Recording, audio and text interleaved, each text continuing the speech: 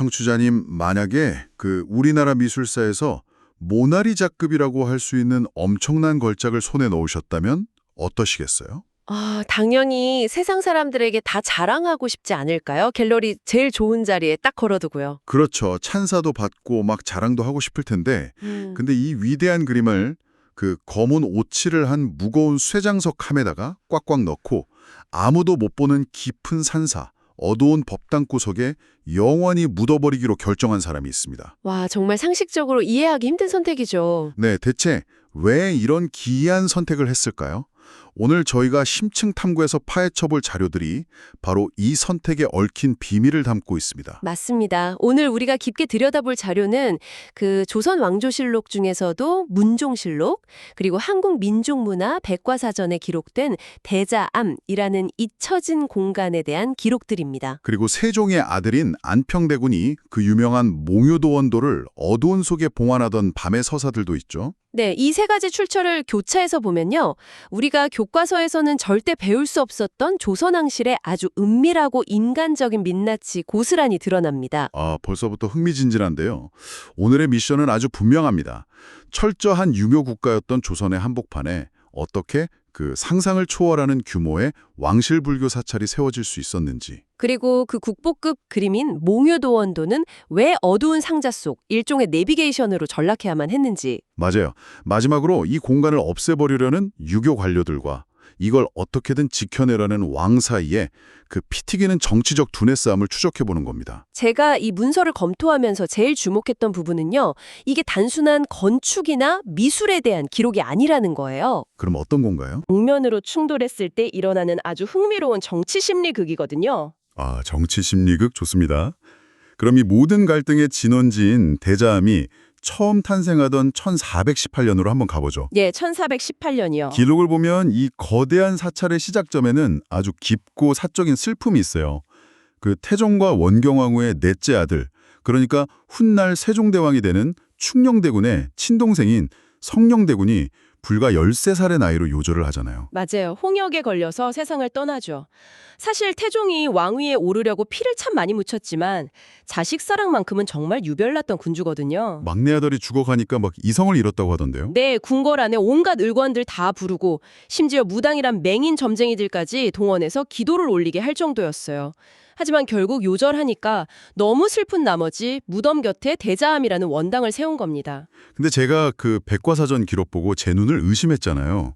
이게 그냥 무덤 옆에 있는 조그만 남자 수준이 아니더라고요. 규모가 엄청나죠. 네, 조선 정부가 이 사찰에 하사한 토지가 무려 250결이에요. 이거 현대 평수로 환산하면 약 60만 평이거든요. 서울 여의도 면적의 3분의 2나 되는 엄청난 땅인데다가 승려수도 장난이 아니었죠. 맞아요. 120명을 기본으로 해서 나중에는 수백 명이 상주하는 진짜 국가적 규모의 종교타운이 형성된 거잖아요. 아니 현대에 빗대면 약간 어떤 느낌이냐면요. 네. 교황이 제일 아끼는 조카를 잃고 슬픔에 빠져서 바티칸 한복판에 어마어마한 예산을 들여가지고 막 무신론자 연수원이나 이슬람 사원을 지어버린 거랑 비슷한 충격 아닌가요? 와, 바티칸 비루각숭 따딱이네요. 당시 조선 유생들이 느꼈을 당혹감이 딱 그 정도였을 겁니다. 조선 초기의 숭유 억불, 그러니까 유교 숭상하고 불교 억압하는 건 절대적인 국가 기조였으니까요. 그러니까요. 아무리 왕실이라지만 어떻게 13살 대군을 위해서 이런 막대한 국가 자원을 투입하는 게 유교 국가에서 가능했죠? 이걸 이해하려면 그 당시 조선 유교가 가진 아주 치명적인 결핍을 좀 봐야 합니다. 유교는 살아있는 사람들이 어떻게 국가를 경영하고 부모한테 효도할 것인가, 이 매뉴얼은 완벽하게 제공해요. 그렇죠. 현세에 아주 집중하는 철학이니까요. 네. 하지만 사후세계나 영혼의 구제에 대해서는 놀라울 정도로 침묵하거든요. 이승의 시스템만 있고 저승의 시스템은 텅 비어 있다는 거군요. 그렇습니다. 게다가 자식이 부모보다 먼저 죽는 걸 참척이라고 하는데 유교 사회에서는 이게 가장 큰 불효 중 하나였어요. 부모는 죽은 자식을 위해서 제대로 된 상복조차 입을 수 없었거든요. 와, 시스템이 이 거대한 슬픔을 온전히 애도할 수 있는 공적인 틀을 아예 안 준 거네요. 바로 그겁니다. 그래서 절대 권력을 쥔 왕실조차도 그 죽음의 공포랑 상실감 앞에서는 유교적인 이성만으로는 도저히 버틸 수가 없었던 거예요. 그래서 불교 사찰인 대자함을 세우고 키웠다. 네, 대자함은 단순히 불상을 모신 건물이 아니라 차가운 국가 이념의 장벽을 뛰어넘어서 왕실 사람들이 숨을 쉴 수 있었던 유일한 감정적 피난처였던 셈입니다. 그 감정적 피난처라는 역할이 너무나 절실했기 때문일까요? 태종 부부 이후에도 세종, 소원왕후, 수양대군, 단종까지 왕실의 아주 핵심 인물들이 총출동해서 이곳에 막대한 후원을 쏟아붓잖아요. 네, 엄청난 공을 들이죠. 그러다가 이 대자함이 단지 건물로 남는 걸 넘어서 당대 최고의 예술풍을 품게 되는 사건이 발생합니다. 맞습니다. 1450년 가을로 시간을 좀 옮겨봐야 하는데요. 여기서 세종의 셋째 아들이자 최고의 예술 후원자였던 안평대군이 본격적으로 등장합니다. 저는 남겨진 사료를 바탕으로 그 1450년 밤에 대자함 풍경을 재구성한 대목 읽으면서 진짜 숨이 턱 막히더라고요. 밖에서는 유생들이 왕실 불교 행사 당장 멈추라고 막 들끓고 있는데 네, 여론이 아주 험악했죠. 근데 안평대군은 불교계 실력자인 신미대사하고 같이 차가운 돌계단을 오릅니다. 그들의 손에는 아주 무거운 함이 하나 들려 있었고요. 검은 오치를 하고 쇠장석을 박아서 아주 단단하게 밀봉할 수 있도록 만든 나무함이었죠. 그 함 속에 무엇을 넣었는지가 진짜 핵심이잖아요. 안평대군의 원대한 꿈을 안견히 그린 그 최고의 걸작, 몽유도 원도, 그리고 당대 최고 엘리트 지식인 21명이 쓴 찬문, 마지막으로 불교의 핵심 경전인 법화경이랑 금강경을 같이 넣었습니다. 네, 향년기가 자욱한 법당 안에서 그 아름다운 몽유도 원도는 활짝 펼쳐지지도 못하고 21장의 종이들과 함께 경전 아래 짓눌려 버린 겁니다. 아니 그때 신미대사가 묻잖아요. 전하께서는 도원을 정토, 그러니까 불교의 이상향으로 삼으시려 하십니까? 하고요. 맞아요. 그때 안평대군의 대답이 기록에 딱 남아 있습니다.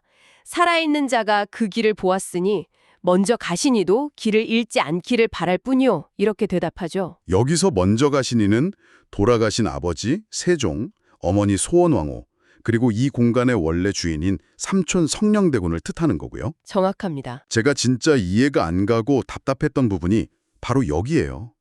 예술을 그렇게 사랑하는 사람이 어떻게 이럴 수 있죠? 이 그림이 그냥 그림이 아니라 지식인들이 다투어 극찬했던 조선판 모나리자잖아요. 그렇죠. 엄청난 걸작이죠. 게다가 안평대군은 자기 정치적 세력을 과시하려고 이 그림을 아주 적극적으로 활용하던 사람인데 왜 이 위대한 예술을 감상용이 아니라 죽은 사람들을 위한 일종의 사후세계 내비게이션 용도로 어둠 속에 영원히 가둬버린 겁니까? 현대의 잣대로 보면 너무 아까운 일이죠, 사실. 예술 작품은 미술관에 걸려서 대중의 시선을 받을 때 비로소 가치가 있다고 생각하니까요. 그러니까요. 자랑하기 바쁠 텐데. 하지만 안평대군한테 이 함을 봉인하는 행위는 일종의 아주 극적인 전환이었습니다. 예술을 감상하는 풍경에서 멈춘 게 아니라 그걸 영원한 기도로 승화시킨 거예요. 영원한 기도요? 네, 살아있는 사람들의 감탄보다는 죽은 가족들이 헤매지 않고 평안한 곳으로 가길 바라는 그 절박함이 훨씬 더 컸던 거죠. 그림 자체가 저승과 이승을 연결하는 하나의 문이 된 겁니다. 그림이 문이 되었다. 와, 멋진 표현이네요. 근데요, 불교에 엄청 배타적이었을 조선의 사대부 21명은 도대체 어떻게 이 함 속에 자기 글을 넣는데 동의한 건가요? 그게 참 아이러니하죠. 왕작을 시키니까 억지로 썼다고 하기엔 유교국가 지식인들이 불교 사찰에 바쳐지는 공약물에 글을 보탠다는 게 너무 위험한 행동 아닌가요? 아주 날카로우신 지적인데요. 그 모순이야말로 이 사건의 진짜 하이라이트입니다. 안평대군이 여기서 아주 놀라운 설득의 논리를 만들어냅니다. 어떤 논리요? 유생들한테 부처를 찬양하는 글을 써달라고 한 게 아니에요. 내가 꿈에서 본 이상적인 세계, 그 길에 대해서 논해달라고 요청을 한 거죠. 아, 유교적인 이상향에 대해 쓰게 한 거군요. 네, 신미대사가 굳이 유생들 찬문까지 왜 같이 넣느냐고 물었을 때 안평대군이 이렇게 대답합니다. 한 사람의 꿈은 짧으나 21사람의 길은 넓기 때문이요. 와, 세상에 진짜 소름 돋는 통찰이네요. 그러니까 그 21명의 깐깐한 유학자들은 자기들이 유교적인 이상향에 대해 썼다고 생각했지만 그렇죠. 안평대군은 그들의 넓고 지적인 기운들을 전부 모아서 몽유도 원도라는 그림에 담고 죽은 가족을 위한 거대한 굴교식 호위병으로 만들어버린 거군요. 맞습니다. 유교의 지성마저도 애도를 위한 도구로 포개버린 이 이질적인 아름다움이 정말 놀랍습니다. 슬픔을 위로하려고 종교랑 이념의 경계를 교묘하게 허물어버린 안평대군의 기지였죠. 하지만 이런 왕실의 거대한 일탈을 조선의 시스템이 영원히 눈 감아줄 리가 없었습니다. 결국 터질 게 터진 거군요. 네, 안평대군이 대자암의 몽유도원도를 묻던 바로 그 해, 1450년에 결국 거대한 정치적 폭발이 일어납니다. 아, 여기서부터 이 이야기의 장르가 애틋한 가족극에서 아주 차갑고 치열한 정치 스릴러로 바뀌게 되네요. 1450년에 문종이 즉위하자마자 사원부랑 사관원 소속 대관들이 아주 벌떼처럼 일어나잖아요. 네, 대관들이면 오늘날로 치면 언론이랑 검찰 기능을 합쳐놓은 아주 핵심 사정기관이죠. 그 대관들이 올린 상소문 보면 온도가 엄청 뜨겁더라고요. 엄청 집요하고 공격적이었죠. 요구도 아주 명확했습니다. 전하, 대자암에서 불경 뺏겨 쓰고 법당 새로 짓는 역사 당장 멈추십시오. 명복을 빌려거든 기존에 있던 다른 절인 진관사로 공력을 합치고 남는 재원은 국가로 귀속시킵시오. 저는 이 상황에서요, 문종이 당연히 이놈들 감히 왕실의 일에 간섭하느냐 하고 호통을 치거나 불교도 중생을 구제하는 도리가 있다 하면서 막 웅장한 철학적 논쟁을 벌일 줄 알았거든요. 보통 왕의 권위로 그렇게 누를 거라고 생각하기 쉽죠. 근데 문종이 내놓은 반박문을 보고 진짜 실소를 금할 수가 없었어요. 문종이 철학이 아니라 철저하게 실무랑 행정 논리로 대관들을 압박하더라고요. 마치 회사 실무진이 프로젝트 엎으려고 하니까 CEO가 직접 PPT 껴고 반박 프리젠테이션하는 느낌이었어요. 하하, 아주 흥미로운 시각인데요. 실록에 기록된 문종의 논리를 한번 구체적으로 볼까요? 진관사로 합치자고 하니 문종은 이렇게 반박합니다. 진관사로 합치면 안 되는 이유가 있다. 첫째, 거긴 땅이 너무 좁다. 둘째, 승려수가 적어서 도둑맞기 딱 좋다. 셋째, 할아버지 태종의 유지가 이미 대자암에 있다. 거기서 안 끝나잖아요. 문종이 덧붙이기를 아버지 세종대왕께서 쌀 300섬을 하사하신 곳이다. 그리고 결정적으로 대자암 바위 아래서 아주 맑은 새샘물이 터졌다. 수량이 풍부하니 여기서 계속 지어야 한다. 네. 아니 청취자님, 한나라의 국왕이 이념 논쟁을 하다가 갑자기 거기 물 잘 나오니까 철거 못한다고? 무슨 건축 허가나 배관 문제 같은 핑계를 대고 있는 거잖아요. 이게 바로 문종이라는 군주의 소름 돋는 정치적 감각입니다. 이 방어의 메커니즘을 잘 봐야 하는데요. 문종은 정면 승부를 피한 게 아니에요. 그럼요. 이데올로기를 이데올로기로 이길 수 없다는 걸 정확히 알고 있었던 겁니다. 만약 문종이 불교가 유교보다 낫다, 이렇게 철학적 주장을 펼쳤다면 유교 국가 근간을 부정하는 셈이 되잖아요. 엄청난 정치적 역풍을 맞았겠네요. 네, 어쩌면 왕권 자체가 흔들렸을 겁니다. 아하, 유교적 이데올로기의 공격을 막아낸 건 다른 철학이 아니라 도저히 반박할 수 없는 관료주의적 팩트였군요. 정확합니다. 좁다, 도둑 든다, 물 나온다, 예산 집행 내역 있다. 이 지극히 현실적인 팩트들 앞에서는 대관들도 이단 배척해야 합니다라는 거대 담론을 들이밀 공간이 없어져 버린 거예요. 철저히 실무적인 방패로 이념의 칼날을 튕겨낸 거죠. 진짜 똑똑하네요. 근데 그 논박 마지막 부분에서 문종이 아주 이상한 논리를 꺼내잖아요. 법당 새로 짓는 건 내 동생 안평대군의 사사로운 일, 즉 사사개교인데 도대체 나라가 왜 여기에 관여하느냐? 네, 그 발언이죠. 왕실에서 60만 평 땅에 수백 명 동원해서 공사하는 게 어떻게 한 개인의 사사로운 일이 될 수 있죠. 이건 너무 궁색한 꼬리 자르기 아닙니까? 겉으로는 모순되어 보이지만 사실 이 사사개교 발언이야말로 신의 한 수였습니다. 어때서 신의 한 수죠? 대관들이 대자암을 집요하게 공격할 수 있었던 근거가 바로 국가 예산과 공권력이 이단에 투입된다는 거였잖아요. 문종은 그 고리를 끊어버린 겁니다. 이건 국가 사업이 아니다. 안평대군이라는 개인이 자기 돈과 정성으로 죽은 가족 위로하는 사적인 영역이다. 선을 딱 그어버린 거죠. 아, 공적 영역에서 사적 영역으로 프레임을 완전히 바꿔버렸군요. 네. 유교에서 공적인 불교 행사는 탄압제상이지만 개인이 슬픔에 빠져 부모 형제 기리는 사적인 감정, 즉 효나 우애 자체를 대관들이 금지할 명분은 없거든요. 아, 그렇네요. 결국 문종의 이 치밀한 방어전은 단순한 핑계가 아니었습니다.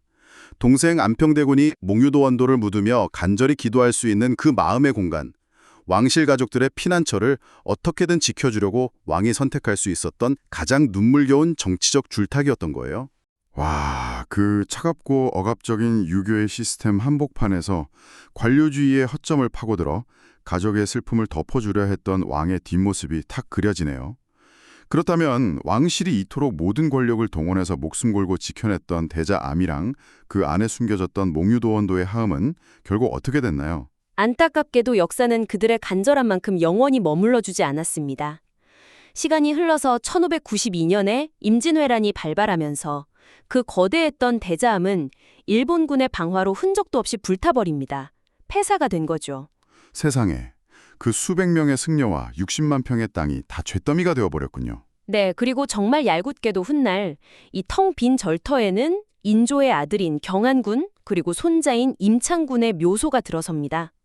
화려했던 왕실의 원찰이 그저 무덤을 관리하고 제사 지내는 조그만한 묘사감이라는 묘사로 쪼그라들고 만 겁니다. 공관은 무덤이 되었고, 그럼 안평대군이 그 밤에 정성스럽게 묻었던 기록들은요?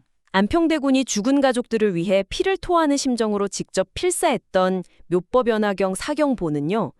오랜 세월을 거치면서 이리저리 떠돌다가 현재 조선 땅이 아닌 미국 하버드 대학 옌칭 도서관에 보존되어 있습니다. 몽유도원도 역시 일군에 가 있고요.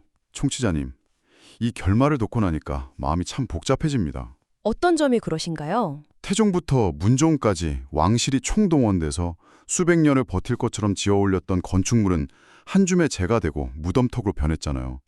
소중하게 밀봉했던 기록들은 전쟁과 세월의 풍파를 견디지 못하고 전 세계로 뿔뿔이 흩어지고요. 네, 참 허무한 결말처럼 보이죠. 그렇다면 묻고 싶습니다. 시스템과 맞서 싸우며 장문의 글을 써내려간 문종의 방어전이나 당대 최고의 예술품을 죽은 자를 위해 희생시킨 안평대군의 기도는 다 부질없는 짓이었던 걸까요? 어차피 이렇게 흩어질 거라면요. 건물의 관점 혹은 소유의 관점에서만 본다면 모든 것이 무의미하게 사라진 것처럼 보일 수 있습니다. 하지만 이 기록들을 끝까지 추적해온 우리에게 이 결말은 전혀 다른 메시지를 던집니다. 다른 메시지요? 물리적인 쇠장석함은 부서졌고 사찰은 사라졌지만 그들이 필사적으로 남기고자 했던 본질, 즉 기록은 파괴되지 않았다는 겁니다. 아, 기록이 살아남았다. 네, 문종이 남긴 그 치열한 방어의 문장들, 21명 유학자들이 남긴 찬문의 숨결, 하버드 도서관에 보존된 안평대군의 필체, 이 모든 것들이 문서라는 형태로 살아남아서 시공간을 건너뛰어 오늘날 우리의 눈앞에 펼쳐져 있잖아요. 듣고 보니 그렇네요. 결국 시간의 불길 속에서도 타지 않고 남은 건 그 거대하고 차가운 이념의 벽 앞에서도 사랑하는 사람을 애도하기 위해 어떻게든 틈새를 만들어내려 발버둥 쳤던 인간의 아주 뜨거운 마음이었던 겁니다. 네, 오늘 우리는 시스템의 완벽해 보이는 외관 뒤에 숨겨진 인간의 뭉클한 뒷모습을 보았습니다. 숭유억불이라는 억압적인 규칙 속에서도 끝내 상실의 슬픔을 위로받고자 했던 왕실의 모순. 그리고 예술의 영광을 포기하고 그것을 기도로 치환한 안평대군의 결단도 있었죠. 맞아요. 관료주의적 팩트로 이데올로기를 막아내려 했던 문종의 처절한 정치적 기지까지 엿볼 수 있었습니다. 아무리 견고한 국가의 이념과 시스템이라 할지라도 결국 그걸 움직이고 때로는 굴복시키는 건 슬픔과 사랑이라는 아주 사적이고도 강력한 감정이라는 사실을 이 대자암의 역사가 증명하고 있네요. 청취자님, 오늘 저희가 함께한 이 심층 탐구가 역사의 기록 이면에 숨겨진 사람들의 체온을 느끼는데 작은 도움이 되었기를 바랍니다. 이제 이야기를 마무리하면서요. 가장 처음에 던졌던 그 상자 이야기를 다시 꺼내보려 합니다. 네. 안평대군은 먼저 간 가족들이 험난한 사후의 앞길에서 길을 잃지 않도록 자신이 가진 가장 아름다운 걸작을 어두운 상자 속에 영원히 봉인했습니다. 전신은 포기하되 기도를 선택한 것이죠. 참 쉽지 않은 선택이었을 텐데요.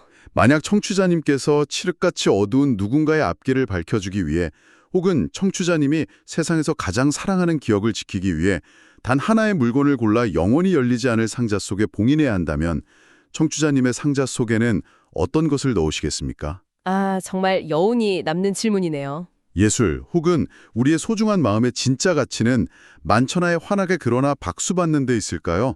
아니면 누군가를 위해 아주 깊은 어둠 속에 숨겨진 채 영원한 기도가 되는 데 있을까요? 네. 오늘 들려드린 대자암의 밤이 청취자님의 마음속에도 오래도록 남는 질문이 되길 바랍니다.